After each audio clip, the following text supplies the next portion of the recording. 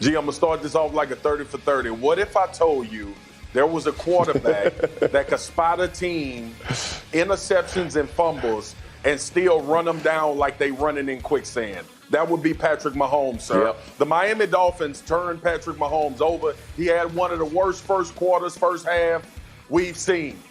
They went up at halftime and then came out in the second half and continued to prioritize and bludgeon the Miami Dolphins, who's a really good defense. So now the man not only throws no-look passes, buys every damn thing he wants to, part owner of a team, but now he's spotting grown men points and then coming back to beat them. Patrick Mahomes. I can't argue with that part of it. Marcus, it is remarkable that might have been the worst game he has played as a pro, and he threw for just under 400 yards. That's a bad day for Patrick Mahomes, Swagoo.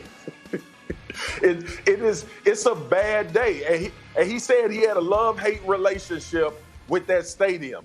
The love comes from the fact that I win. The hate comes from the fact that I have to do more than I usually have to do to win. Yes, he won the Super Bowl in that stadium. I have a feeling he will love it for the rest of his life. All right, so we have got one vote right now for Patrick Mahomes. Let me go to Greg next. Greg, who gets your vote for MVP right now, Rodgers or Mahomes? Yeah, I guess I'm going to die on this hill. I'm going Aaron Rodgers. He's better than Mahomes in touchdowns. He's better than Mahomes in interceptions. He has nearly a 10-to-1 touchdown-interception ratio. He's got a higher completion percentage. He does have fewer yards, but on 50 less attempts. Like, what other – and one more thing. He doesn't have two unbelievable players, the best respected players arguably at their position in the NFL, and Travis Kelce and, of course, Tyreek Hill. So, do I need to keep going? Like, all those things lead to Aaron Rodgers actually having a better season than Patrick Mahomes, even though both are obviously great. One wonders what it is in that thermos. Who is next? Jeff Saturday, who gets your vote? Patrick Mahomes, man. The standard is the standard, Greg. I mean, like, what are we talking about? I mean, here's the issue. We talk about that Aaron Rodgers doesn't have the same talent at receiver. You know what he does have? He's got an incredible offensive line that gives him a lot of time. I don't care whose name's on the back of the jersey. If you got his... That's probably exactly right. Bad news is they don't have their first or second round picks this year. Those are in Miami. All right, one more. Oh, yeah, that. Bruce Arians in Tampa had this to say right after the Buccaneers beat the Vikings on Sunday. When asked early this week about our identity, I think we just showed our identity. We can do any damn thing we want to do. So that's what Arians said. What does Swagoo say? Gee, my mama made an appearance on TV yesterday during NFL Live. And all I could think about when B.A. said I can do any damn thing I want to is that I would have got my teeth kicked in if I told that to my mama. And that's what's been happening to the Tampa Bay Buccaneers at time this year when they felt like they could do any damn thing that they wanted to. B.A. is off his rocker with this one. This team has to continue to get better. They need to continue to figure out who they are, because winning a game against the Minnesota Vikings, who gave up a few points, ain't the route where you need to be talking about we can do any damn thing we want to do. If you look at everything this year, BA, you ain't been able to do everything you should be able to do. So listen, that's the worst thing to tell your parents, and that's the worst thing for a kid to tell their parents when they about to get their teeth kicked in. Okay, it's a point well taken. Now, Jeff, I want to bring you in here because I feel like you're sort of the resident BA, a friend on this program. You played for him. I know how much you like him. But when he said that, my immediate reaction yesterday to that soundbite was, what game did he watch? I don't know what game he was watching that he came away feeling that way. So, Jeff, you interpret it. What is Bruce Arians talking about? My man B.A. is high, man. Come on. B.A., I don't know. I'm not sure what my man was looking at either.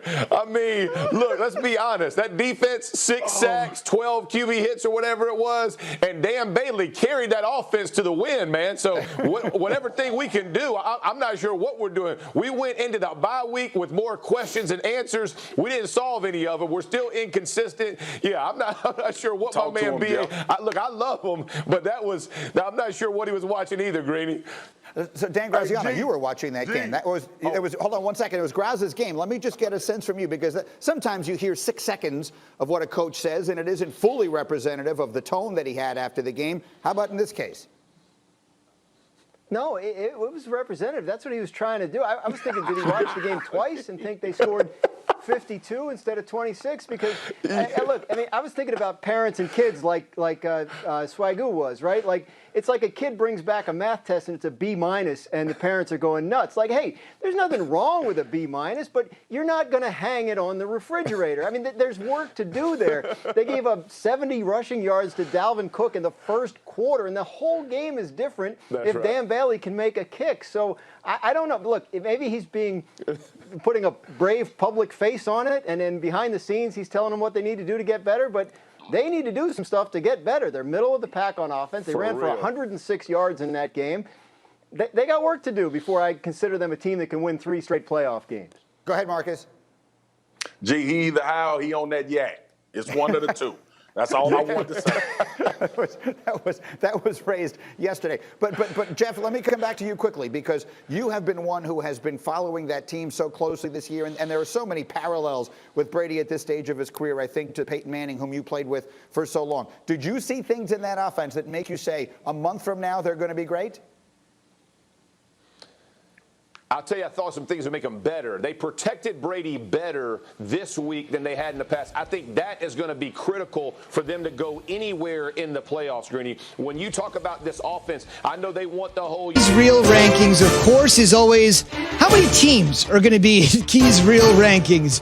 Jay doing us the honors to start us out. Ocho, Tennessee. Who wants to tackle Derrick Henry? Nobody. That he's been able to do over the last couple of weeks. Nobody wants to get in his way. You're right about that, Jay Will. I mean, this guy is ridiculous. And imagine a car coming at you on a football field. That's exactly what that looks like for those opposing defenders. They're sitting at number 8. Numero 7, the Colts. Playoffs? Don't talk about playoffs. You kidding me? Playoffs? The Indianapolis Colts went out to Vegas. They gambled, but not in the casino. They went out there and gambled and won big over the Raiders. And when the Raiders did what they did in losing that game and then firing their defensive coordinator before he can even get home, that's what happens when you run up against Phillip Gun Rivers. I said it, Gun Rivers, because we all thought that he would be tricking the season off, throwing 20 interceptions like he did last year. So far, only 9 to 20 touchdowns. Hands up. Number 6, the Steelers. We got to make routine plays routinely, and we're not making them routinely enough right now. Well, that's true. You're not doing anything routinely except losing football games. But I think that when you look at this football team and Mike Tomlin, they're going to get their act together. I promise you. But right now, the Pittsburgh Steelers sit at number 6. They've been all over the map from 2 to 3 to 4. Now they're at 6. They've lost 2 straight games in a row. Big Ben, the defense has to get it together so they can find themselves in a nice playoff spot and try to get that number 1 seed back. Numero 5, the Rams. When Jared Goff is on, man, he's cooking. I'm just being honest with you. Yes, that is correct. He is cooking. After a long, hard talk with head coach Sean McVay, Jared Goff went out there and took care of business against the New England Patriots. When you look at this football team, they got all the weapons that you need, from Higbee to Cooper Kupp to Robert Woods. They've even found a guy named Cam, and I'm not talking about Cam Newton. I'm talking about Cam Akers, young running back out of Florida State, who has them right now in the number 5 spot. I think they're a real playoff contender. Cuatro, the Saints. Well, this breaks my heart that I have to put the New Orleans Saints at number 4, but that's okay. I think they'll climb their way back into the number 2 spot, or maybe even the number 1 spot in front of Kansas City. When you look at it, they beat the Kansas City Chiefs. They go up to number 1. Yes, it is called nepotism. They have to get Drew Brees back healthy and in the lineup, because Taysom Hill's done about as much as he can do. We saw him against the Philadelphia Eagles. Didn't play great, didn't play bad, but in the middle is not going to be good enough down the stretch. Numero 3, the Bills. No one circles the wagons like the Buffalo Bills. That is correct. That's my man, Chris Berman. When you look at the Bills, I've been fighting this all year long. I finally had to cave in and give the Bills some love. Sitting at number 3 in my real rankings, Josh Allen has been everything that he's supposed to be for the Buffalo Bills. We have these conversations about quarterbacks getting paid. Right now, out of that class, he's the guy that needs to be paid. Getting Stephon Diggs was huge for Brandon being the general manager of the Buffalo Bills. The Bills are one of those teams that can make a deep run in the playoffs and give the Kansas City Chiefs some noise. If they got to go to Kansas City, obviously the weather will not be a factor. Number 2, RELAX.